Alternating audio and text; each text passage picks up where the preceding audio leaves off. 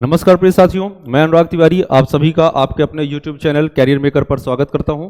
आइए इस सीरीज को आगे बढ़ाते हुए एएलपी के जीके और जीएस का आज सेकंड पेपर 9 तारीख को हुआ, आज हम आपके सामने लेकर आए हैं। तो आइए शुरू करते हैं पहले क्वेश्चन के साथ।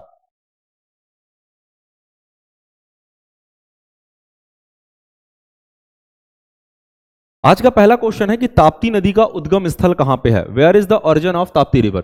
ठीक है ना। तो ताप्ती नदी का जो उद्गम स्थल है वो मध्य प्रदेश में सतपुड़ा रेंज से है। कहां से है? मध्य प्रदेश में सतपुड़ा रेंज से। और इसका जो सही आंसर है वो क्या हो जाएगा? सतपुड़ा रेंज। ठीक है ना। मानसरोवर झील से जो नदियां निकलती हैं वो हिमालयी नदियां नहीं है। मानसरोवर झील से जो निकलने वाली नदियां हैं वो पूर्ववर्ती नदियां हैं। तो मानसरोवर झील से जो नदियां निकलती हैं वो है पूर्ववर्ती नदियां। पूर्ववर्ती नदियां एंटीसीडेंट रिवर। और इससे दो नदियां निकलती हैं, एक तो है आपकी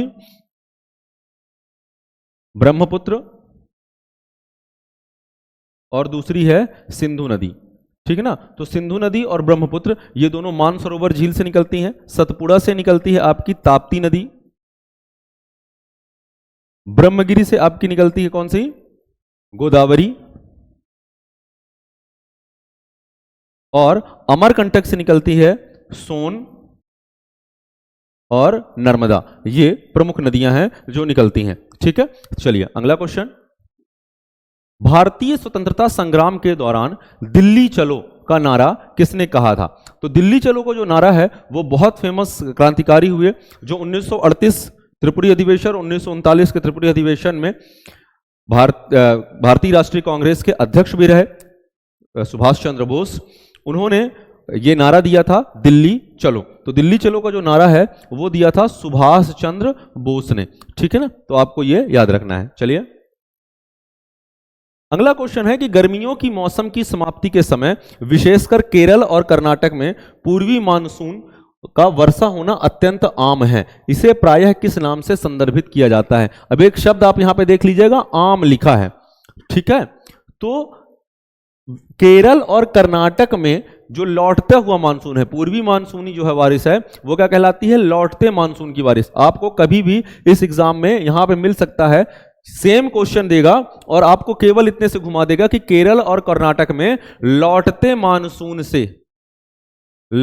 मानसून से होने वाली वर्षा क्या कहलाती है। तो पूर्वी मानसून या लौटता मानसून दोनों एक ही चीज है और ये इसको कहा जाता है आम्र वर्षा। क्या कहते हैं? आम्र वर्षा, या इसी को कहा जाता है मैंगो शावर। ठीक है ना। तो ये मैंगो शावर कहलाता है। ये इसका सही आंसर होगा। ठीक है। चले अगला। हैदर अली कहां का शासक था? तो हैदर अली और उसका पुत्र टीपू सुल्तान, हैदर अली और टीपू सुल्तान, इन्होंने अंग्रेजों से कर्नाटका, मैसूर और अंग्रेज मैसूर युद्ध 4 हुए हैं। ठीक है ना। जिनमें से दूसरे युद्ध के दौरान हैदर अली मारा गया था और उसके बाद सेना की बागडोर जो है वो टीपू सुल्तान के हाथ में आ गई थी। तो हैदर अली जो है वो कहां का शासक था? मैसूर युद्ध, एंग्लो मैसूर वॉर में। तो मैसूर का शासक कौन था? हैदर अली था। टीपू सुल्तान के बारे में 2 क्वेश्चन पूछे जाते हैं। एक तो इसने मिसाइल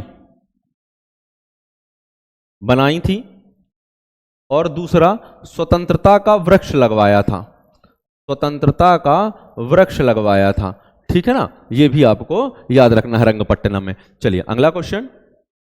मंत्रिपरिषद सामूहिक रूप से किसके प्रति जवाबदेह होती है? तो मंत्रिपरिषद जो है वो सामूहिक रूप से लोकसभा के प्रति, किसके प्रति? लोकसभा, लोअर हाउस के प्रति रिस्पॉन्सिबल होती है, जिम्मेदार होती है। तो मंत्रिपरिषद जो है वो लोकसभा के प्रति जवाबदेह होती है। इसका यह सही आंसर है। चलिए पृथ्वी का कौन सा भाग मैग्मा का मुख्य स्रोत है? मैग्मा मतलब लिक्विड फॉर्म।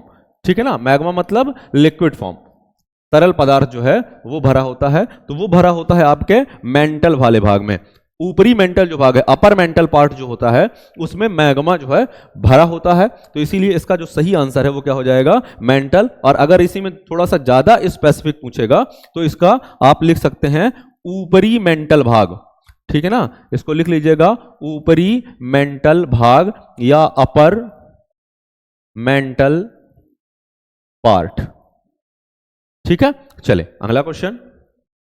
प्रधानमंत्री किसान संपदा योजना इनमें से किसमें निवेश को बढ़ावा देने के लिए संचालित एक प्रमुख कार्यक्रम है? तो प्रधानमंत्री किसान संपदा, तो किसानों की संपदा क्या है? खाद्य सामग्री।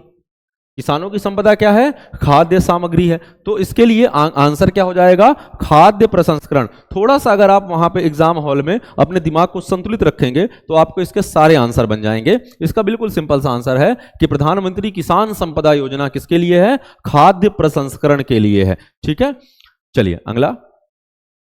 भारत में उदारीकृत विनिमय दर प्रबंधन प्रणाली, उदारीकृत विनिमय दर प्रबंधन प्रणाली, liberalised exchange rate management system, liberalised exchange rate management system. Bharat में जो एक्सचेंज रेट लिबरल हुआ वो कब हुआ? 1991 के बाद, मतलब जब वित्त मंत्री कौन बने?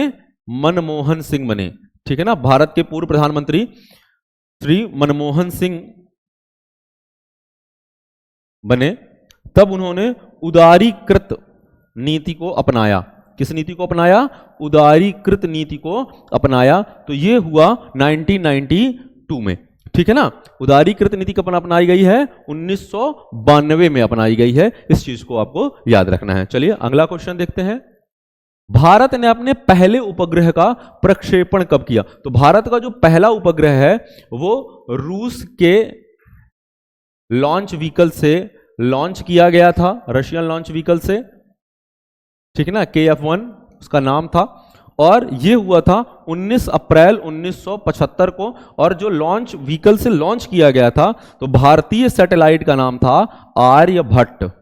ठीक है ना, तो एक क्वेश्चन यहां से इतना घुमा के पूछ सकता है कि आर्यभट्ट का प्रक्षेपण कब किया गया? तो Aryabhata satellite was launched in 19 April 1975। तो आपको यह भी याद रखना है। चलिए अगला क्वेश्चन।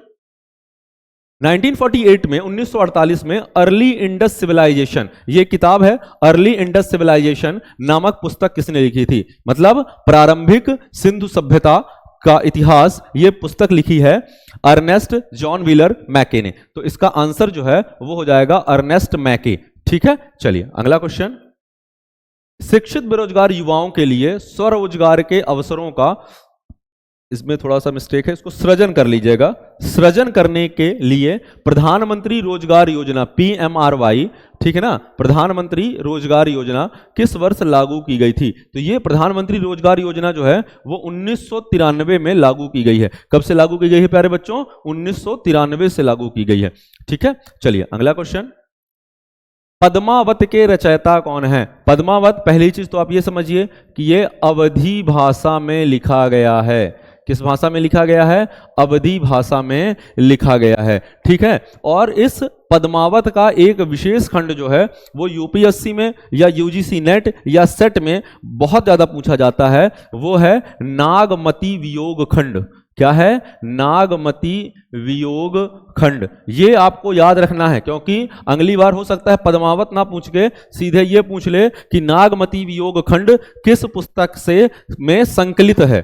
ठीक है ना, तो पद्मावत में ही नागमती वियोग खंड भी संकलित है, और यह अवधी भाषा में लिखा गया है, जिसे लिखा है मलिक मोहम्मद जायसी ने। किसने लिखा है? मलिक मोहम्मद जायसी ने लिखा है। चलिए अगला क्वेश्चन। मैंग्रोव वन कहां पाए जाते हैं?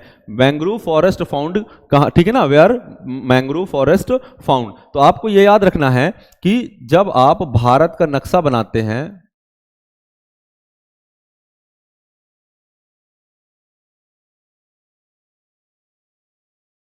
जब गंगा रिवर यहां पे आके मिलती है तो ये पूरा जो बांग्लादेश वाला क्षेत्र है और भारत का लगा हुआ क्षेत्र, तो यहां पे ज्वार और भाटा बहुत ज्यादा आते हैं। तो ये मैंग्रोव वेजिटेशन जो है, मैंग्रोव वनस्पतियां जो हैं, मैंग्रोव वनस्पति, मैंग्रोव वनस्पति ये कहां पाई जाती हैं? बांग्लादेश और भारत के पूर्वी हिस्से पे यहां पे पाया जाता है। ठीक है ना, और इन्हीं को सुंदर वन का डेल्टा भी कहते हैं। इसको क्या कहते हैं? सुंदर वन का डेल्टा भी कहते हैं। और इसका नाम सुंदर वन इसलिए पड़ा क्योंकि यहाँ पे जो वृक्ष पाए जाते हैं उन वृक्षों का नाम है सुंदरी। तो सुंदरी नामक वृक्षों के पाए जाने के कारण इन वनों को क्या कहा जाता है? सुंदर वन का डेल्टा कहा जाता है। और ये जो वनस्पति पाई जाती है उसे कहा जाता है मैंग्रोव वनस्पति या मैंग्रोव वन। इनमें एक विशेषता आप ये याद रखिएगा कि जो सुंदरी वृक्ष होते हैं उसमें जो जड़ें हैं वो जड़ें सतह से बाहर आकर और इनमें छिद्र पाए जाते हैं क्योंकि ये दलदली क्षेत्र है, ठीक है ना। तो यहां पे ऑक्सीजन की कमी होती है, तो उस ऑक्सीजन को पूरा करने के लिए यहां पे न्यूमेटोफोर्स पाए जाते हैं, श्वास रंध्र पाए जाते हैं, श्वास छिद्र पाए जाते हैं और उनके माध्यम से ये जड़ें श्वसन करती हैं। और इस प्रकार के श्वसन को कहा जाता है न्यूमेटोफोरिक रेस्पिरेशन। क्या कहा जाता है? न्यूमेटोफोरिक श्वसन, ठीक है ना। क्या कहते हैं? न्यूमेटोफोरिक श्वसन कहते हैं, ठीक है ना। न्यूमेटोफोरिक श्वसन कहा जाता है कि जब जड़ें पृथ्वी की सतह से बाहर आके श्वसन छिद्रों के माध्यम से श्वसन करने लगे उसे कहा जाता है न्यूमेटोफोरिक रेस्पिरेशन। ये किसमें पाया जाता है? सुंदर वन की वनस्पतियों में पाया जाता है। और ये वनस्पति क्या कहलाती है? मैंग्रोव वनस्पति कहलाती है। और ये ज्वार भाटे के कारण तटों में पाई जाती है। तो इसका सही आंसर हो जाएगा ज्वार भाटे से प्रभावित तटों में। चलिए अगला, इनमें से किसे अंतरराष्ट्रीय क्रिकेट में 500 छक्के लगाने वाले दुनिया के पहले खिलाड़ी होने का गौरव प्राप्त है? तो 500 छक्के मारने वाला जो पहला खिलाड़ी है वो कौन है? वेस्ट इंडीज के प्रसिद्ध बल्लेबाज किल गिल, ठीक है ना।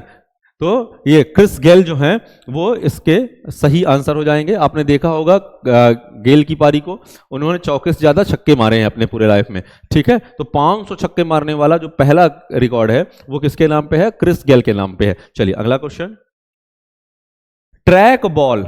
ट्रैक बॉल किस श्रेणी के अंतर्गत आता है? तो ट्रैक बॉल जो है वो कौन सा डिवाइस है? इनपुट डिवाइस है, ठीक है ना। जैसे माउस है, जॉयस्टिक है, कीबोर्ड है, उसी प्रकार से ट्रैक बॉल भी जो है वो कैसा डिवाइस है? इनपुट डिवाइस है, ठीक है। आपको इसे याद रखना है, सिंपल सा क्वेश्चन था ये। चलिए अगला, रियो 2016 ग्रीष्मकालीन ओलंपिक में महिलाओं की एकल, इसको सुधार के बना लीजिएगा, एकल, ठीक है, एकल बैडमिंटन प्रतिस्पर्धा में स्वर्ण पदक किसने जीता? तो रियो 2016 में जो पीवी सिंधु हैं इन्होंने कौन सा मेडल जीता था? सिल्वर, ठीक है ना। और इनको हराया किसने था? कैरोलिना मारिन ने। किसने हराया था? Carolina Marin. तो इसका सही आंसर जो है वो क्या होगा? कैरोलिना मारिन हो जाएगा, ठीक है। चलिए अगला क्वेश्चन देखते हैं। एमएस स्वामीनाथन हैं, तो मैंने कल के उसमें भी एग्जाम में बताया था कि एमएस स्वामीनाथन जो हैं वो हरित क्रांति के जनक हैं। कौन सी क्रांति के जनक हैं? हरित क्रांति के जनक माने जाते हैं, ठीक है ना। ग्रीन रेवोल्यूशन फादर हैं या फादर ऑफ ग्रीन रेवोल्यूशन है। तो ये क्या है? एक कृषि वैज्ञानिक है, ठीक है। तो इसका सही आंसर जो है वो क्या हो जाएगा? एक कृषि वैज्ञानिक हो जाएगा। आपको यह भी याद रखना है कि 2024 में जो भारत रत्न दिया गया है वो 5 लोगों को दिया गया है, ठीक है ना। किन किन को दिया गया है? चौधरी चरण सिंह को, चौधरी चरण सिंह पूर्व प्रधानमंत्री भारत, पीवी नरसिम्हा राव पूर्व प्रधानमंत्री भारत,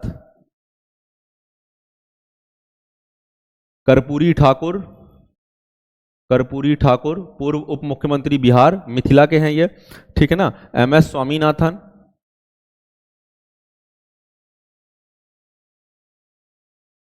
और भाजपा के पितृ पुरुष एलके आडवाणी जी को यह दिया गया है। तो एमएस स्वामीनाथन को मृत्योपरांत दिया गया है और उनकी जगह ये खिताब जो है किन्होंने लिया है? नित्या स्वामीनाथन ने लिया है। उनकी जो छोटी पुत्री हैं उन्होंने इस अवार्ड को राष्ट्रपति से प्राप्त किया है, ठीक है। तो एमएस स्वामीनाथन कौन है? एक कृषि वैज्ञानिक है। चलिए अगला क्वेश्चन देखते हैं। भारतीय संविधान का कौन सा अनुच्छेद अल्पसंख्यकों के हितों के संरक्षण से संबंधित है? तो अल्पसंख्यक के हितों का अर्थात वो अपनी भाषा का, ठीक है, और अपने साहित्य का, अपनी लिपि का संरक्षण कर सकते हैं, इसका उल्लेख जो है आर्टिकल 29 में है। तो ये हो जाएगा अनुच्छेद 29 में अल्पसंख्यकों के हितों का संरक्षण की बात की गई है, जिसी के बिहाफ में मदरसे जो हैं वो खोले गए थे, ठीक है ना। मदरसों का भी संरक्षण इसी पे आता है। चलिए अगला क्वेश्चन, नामाद्रोलिंग मठ।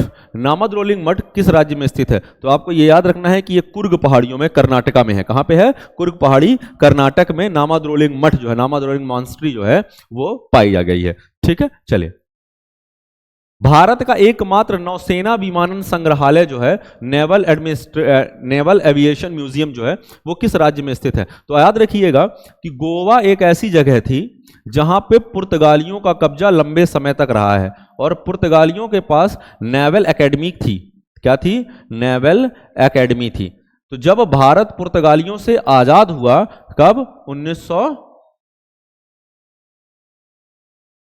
मुझे डेट याद कर कंफर्म नहीं, तो नेवल एकेडमी था वहां पे। जब पुर्तगालियों से आजाद हुए तो उस नेवल एकेडमी को क्या बना दिया गया? नेवल एविएशन म्यूजियम बना दिया गया। क्या बना दिया गया? नेवल एविएशन म्यूजियम बना दिया गया है। ठीक है, तो ये जो है कहां पे है? गोवा में है। गोवा मुक्ति संग्राम हुआ था पूरा, इस पे गोवा मुक्ति संग्राम हुआ था और उस गोवा मुक्ति संग्राम में ये जो है बनाया गया था। ठीक है, तो ये नेवल एकेडमी था और 1961 में जब गोवा मुक्ति संग्राम हुआ और 1961 में इसको क्या बना दिया गया है? नेवल एविएशन म्यूजियम बना दिया है, नौसेना विमानन संग्रहालय बना दिया गया है। ठीक है, चलिए अगला क्वेश्चन। कौन सा राष्ट्रीय उद्यान यूनेस्को का एक विश्व धरोहर स्थल है? तो यूनेस्को का जो वर्ल्ड हेरिटेज साइट है उसमें आता है कांजीरंगा राष्ट्रीय उद्यान, असम। ठीक है ना, कांजीरंगा राष्ट्रीय उद्यान कहाँ है? असम में है। और इसकी विशेषता है कि यहाँ पे एक सींग वाला गैंडा पाया जाता है। क्या पाया जाता है? एक सींग वाला गैंडा पाया जाता है। ठीक है, चले अगला क्वेश्चन। इनमें से किस पौधे को ग्रीन गोल्ड कहा जाता है? तो ग्रीन गोल्ड जो कहा जाता है वो कहा जाता है बॉम्बू को। ठीक है ना, बांस को। तो बांस को जो है वो ग्रीन गोल्ड कहा जाता है क्योंकि ये कॉमर्शियलाइज बहुत ज्यादा यूज होता है। ठीक है, चले। भारत के किस वायसराय ने देसी भाषा प्रेस अधिनियम वर्नाकुलर प्रेस एक्ट का प्रस्ताव दिया था? तो वो दिया था लॉर्ड लिटन ने। ठीक है ना, इन्होंने देसी भाषा प्रेस अधिनियम दिया था और उसके तहत देसी भाषा को बंद कर दिया गया था। तो एक न्यूज चैनल रातों रात हिंदी से इंग्लिश में कन्वर्ट हो गया था, एबीपी न्यूज। ठीक है ना, एबीपी न्यूज जो है वो हिंदी में पहले था और उसके बाद वो इंग्लिश में कन्वर्ट हो गया था।